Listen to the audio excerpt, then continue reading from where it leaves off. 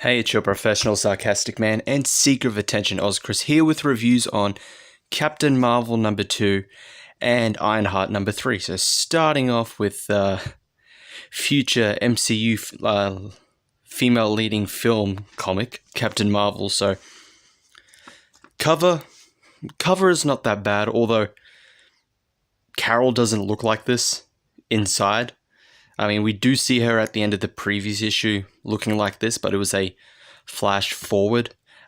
She does not look like this in the cover, in the comic, but it's not a bad cover nonetheless. So, it starts off really annoying, like with this. So it's just 9 panels of just a reporter asking, what did they see? And most of their replies are, wait, Carol's back? Captain Marvel is back?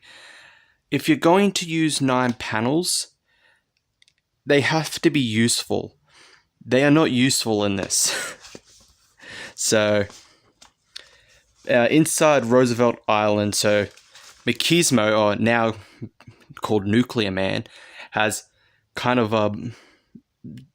put an invisible dome, a bubble around Roosevelt Island where time works faster. So, like a few months in there, or a few days or whatever, is like half a day outside. So, time moves faster, hence why like Hazmat, Jessica Drew, and Jessica Jones, I think it's supposed to be Jessica Jones, they look like they've been living in a dystopian futures, because they kind of have in this in the cordon off like parts of Roosevelt Island. So Carol deals with Nuclear Man, but she is saved at the last moment by Jessica, Hazmat, and the others, and they retreat back to their base.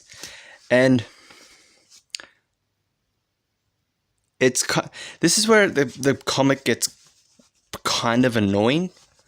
It's where they really hammer in that it's like, it's about women. It's all about women. So all of the survivors are women. All of the people that aren't enslaved by Nuclear Man are women. Only women can get into the barrier. Like as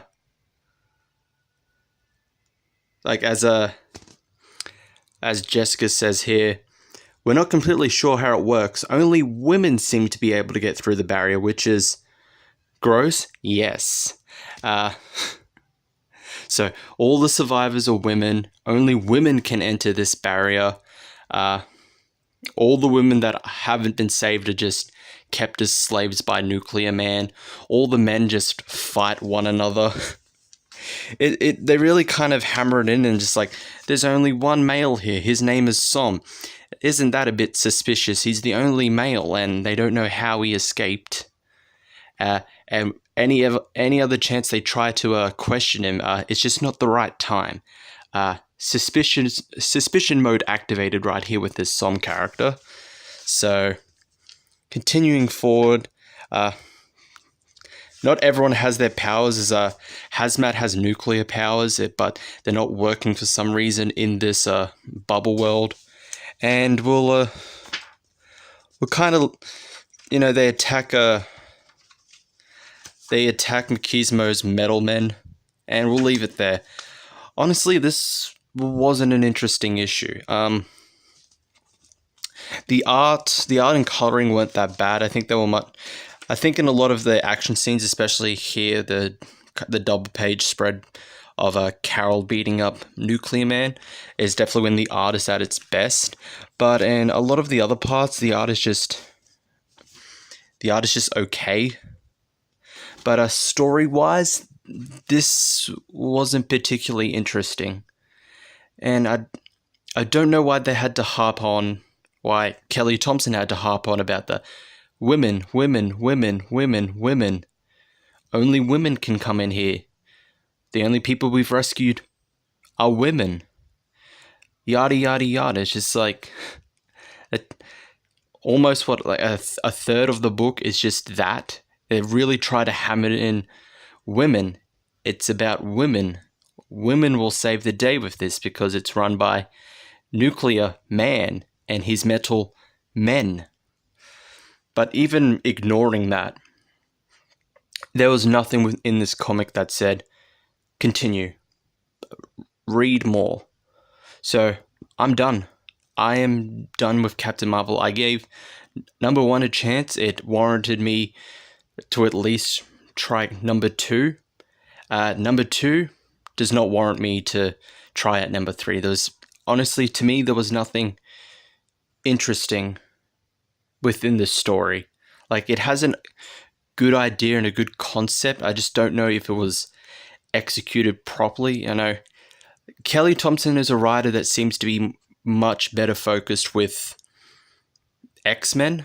Like, Mr. and Mrs. X, which came out at the same week, was much better than this. It's been a fun, entertaining series with a married Rogue and Gambit off doing their own adventures, currently trapped in Mojo World, forced to live out in like TV shows created by Mojo, while Rogue is dealing with her unknowingly dealing with her powers being out of control. You know, that's fun, and it's been interesting.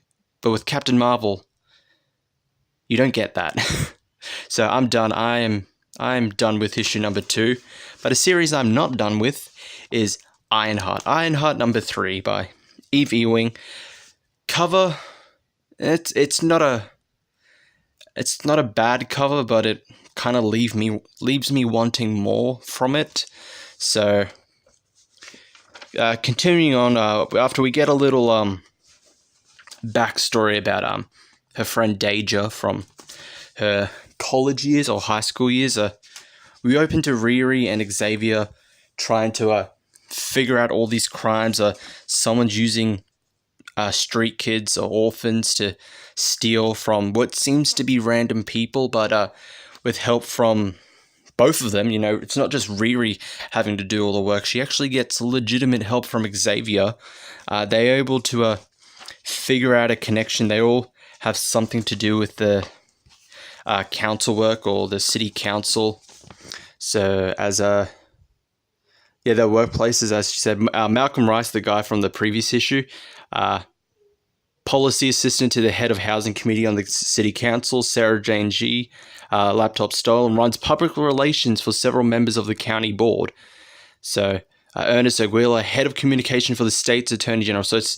So they all work for politicians. All the people that have had their stuff stolen by kids have all worked for politicians. So she's figured out the connection, and Daija is released, and this is just a really weird part where the news is just like, she's being questioned about what happened. So she says, I feel stress and anxiety, so I ran away from home.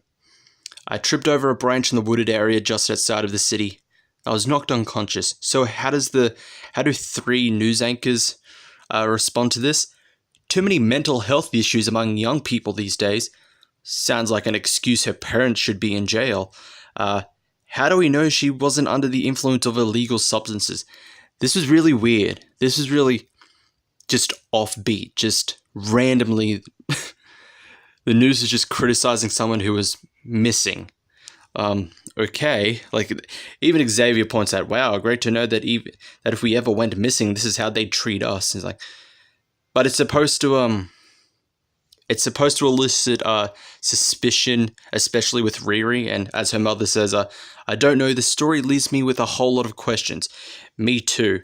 And I'm going to get some answers. So she goes off to visit Daija, but she isn't able to get all of her questions, any answers to her questions. But this mysterious figure, a ninja, arrives and attacks Riri, and Riri gets more character development. So Midnight's Fire is the ninja's name. He's a master thief, expert, martial artist, magical ability, superior agility, superior strength, extrasensory perception. He seems to be a part of this, or he could possibly be the leader of getting these kids to steal from all these politicians for some reason. But he attacks Riri, and there's another good PTSD moment. Like, he has choking her, holding her up like this, exactly how Thanos did to her when he just disintegrates her armor and just beats the hell out of her.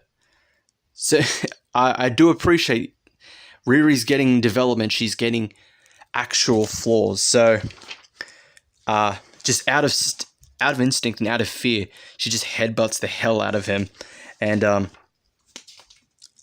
is able to knock him out. And when she flies off, her AI Natalie tries to console her, saying, "You stormed off the house looking for trouble with no plan, and you almost died again. You need professional help. You need champions. You need," as like, I need to figure out what happened to Daija. I need to act like a hero and handle my business. I need to stop being ruled by fear. So your mother deserves to lose someone again because you're prideful? How many people have to die, Riri?" Like, exactly, Riri is, she's trying to avoid her problems. She's afraid, of what's happened to her, what Thanos did to her and all that, especially the deaths she witnessed as a kid. She's avoiding the issue, and it's affecting how she acts as a superhero. And I'm giving props to Evie Wing on this. She's portraying this very well in this series. So we'll leave it there. So flaws with this, I'd say cover leaves me wanting more, and they're kind of taking it a bit too long with the story. I feel like there should be a huge revelation or something. This is the middle, I would say, the middle of the story. So there should be something big that really progresses and pushes the plot.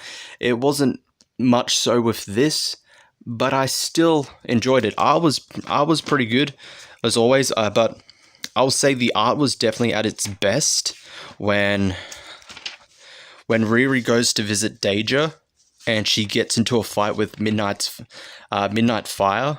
The art in this was definitely at its best. It was really, really good art. I really loved it. Really loved the coloring as well. It's amazing. They obviously thought this through. Save your art for the best scenes, which they did with Riri going to investigate and her getting into a fight with Midnight's Fire.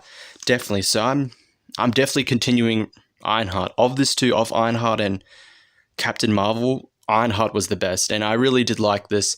Now, despite the flaws I listed earlier, I really did like this issue of Ironheart. So that is all. Thank you all for watching my reviews of Captain Marvel number 2 and Ironheart number 3. I'll see you all in the next one.